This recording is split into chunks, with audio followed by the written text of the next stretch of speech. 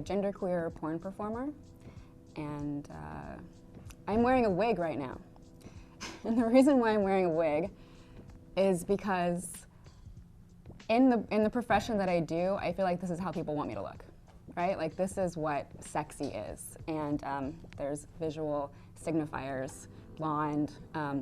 This is actually very close to my natural hair color. When I'm out in the sun, it does get this golden color. But what's interesting about doing porn and being a queer person and a genderqueer person and doing porn and putting my body out there is that I get almost a direct feedback response from viewers and from porn producers who are putting my image in a marketed way to try to sell that image. And so I'm seeing a direct feedback about how they're reading me. I basically sign over my image. It happens in acting as well, right? Any kind of acting, Hollywood. And they can use that image. They can use an unflattering picture.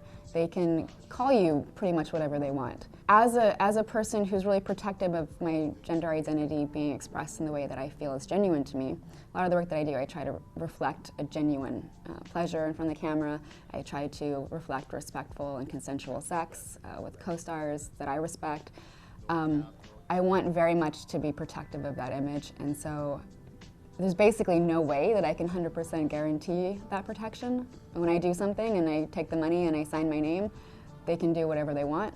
But my efforts to try to be more protective are to be, as much as possible, work with people who I can trust.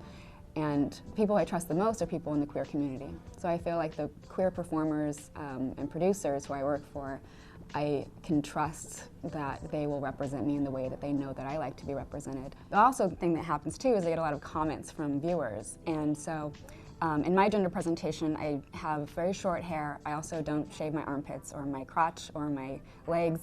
And I get a lot of ew and yuck, you know? And I also have this feeling like if I looked the part that they expect from a porn performer, I would be beautiful in their eyes. And so it's really interesting to see a cisgender pressure in beauty and to have that reflected so directly to me as a performer that in some ways it's not personal. Like I don't take anything of it, personally. I can be upset by it because it kind of feels bad to be told that you're gross.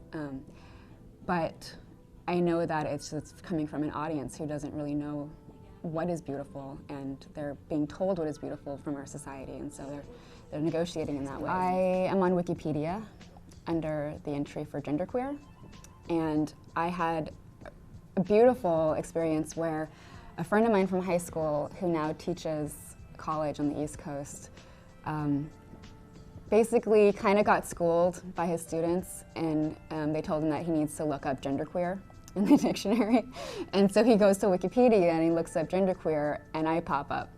And so I get this email from him, and he's like, it was great because I think I always worry what my friends or people who don't know that I do porn or this or that, I worry about them and what they feel like, what they feel about that. And I worry about that stigma and that, why am I crying? Sorry. I worry that we'll sever, not that I haven't seen them in a while, I haven't seen them in a while, but I worry that we'll sever those kinds of relationships. And so it's always pretty gut-wrenching to get emails from people whose names I recognize who I haven't heard from in over 10 or 15 years. And it was just the most beautiful email, and he's doing great, and it was really good to catch up with him. And he was so proud of me and the work that I've been doing.